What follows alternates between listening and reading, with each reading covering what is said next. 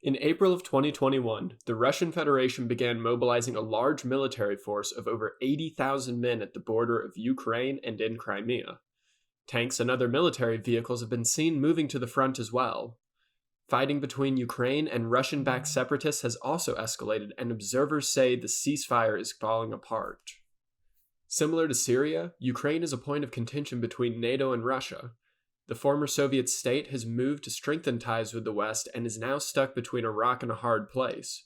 While many Eastern European states became NATO members after the fall of the Soviet Union, Ukraine has many internal issues to solve before it will be allowed to join the defensive alliance. Ukraine is now calling for help from NATO, with the president going so far as visiting the trenches in eastern Ukraine to raise awareness of the threat his country is facing. Ukraine is bolstering its military forces, but it is incapable of stopping the Russian threat alone. Today we'll be going over the history and implications of Ukraine's precarious position in Eastern Europe. Before we get started, don't forget to like and subscribe. Ukraine's experience as part of the Soviet Union was troubled, to say the least. Millions died in the 1930s due to a man-made famine caused by Stalin's collectivization of agriculture.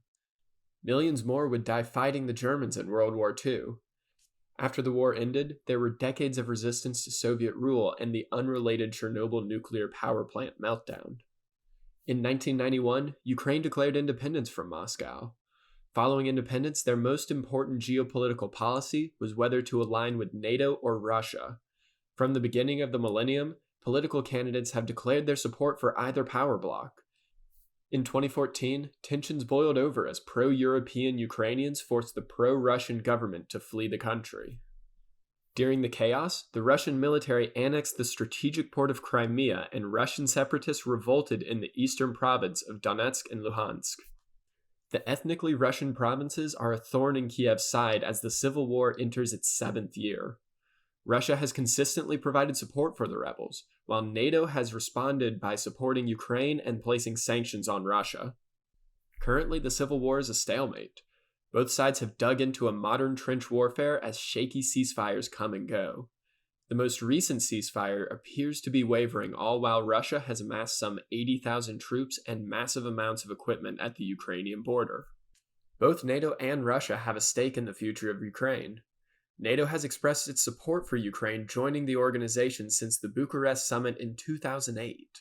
Ukraine has gone so far as amending its constitution, among other major reforms, to gain the protection of the alliance. For NATO, Ukraine is the second largest country in Europe and is one of the largest agricultural exporters in the world.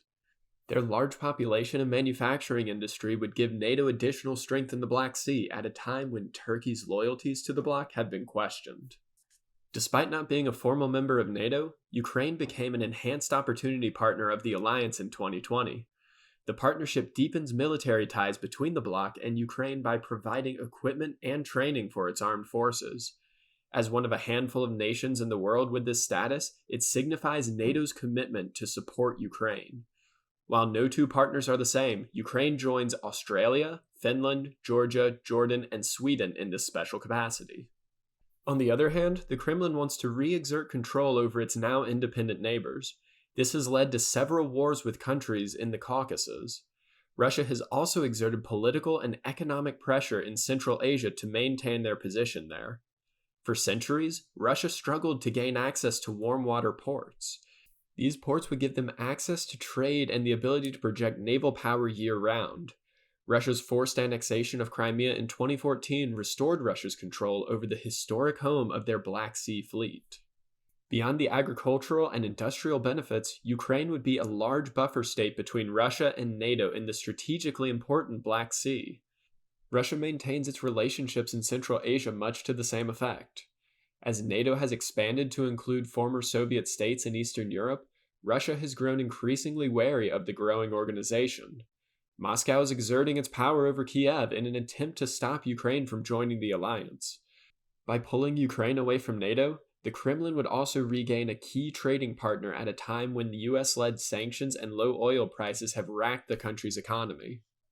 At the time of the recording of this video, the United States deployed 2 warships to the Black Sea and warned Russia against taking any military action. In response, the Kremlin warned the United States to stay away from Crimea, quote, for their own good, unquote. Following the comment, the United States warships altered course and are now stationed at the island of Crete. Ukrainian and NATO leaders continue to discuss strategy while Putin refuses to respond to Ukraine's calls for de-escalation. An escalation could lead to a conflict between the world's two largest nuclear powers. That said, American adversaries have a history of testing the resolve of newly elected presidents in the realm of geopolitics. We'll soon find out if Russia is saber-rattling or truly preparing military action in Ukraine.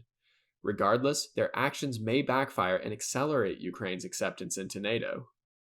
What do you think will happen in Eastern Europe? Is Russia bluffing to test NATO, or are they preparing for legitimate military action? Let me know what you think in the comments down below. In the meantime, don't forget to like, share, and subscribe. Thank you for watching, and have a great day.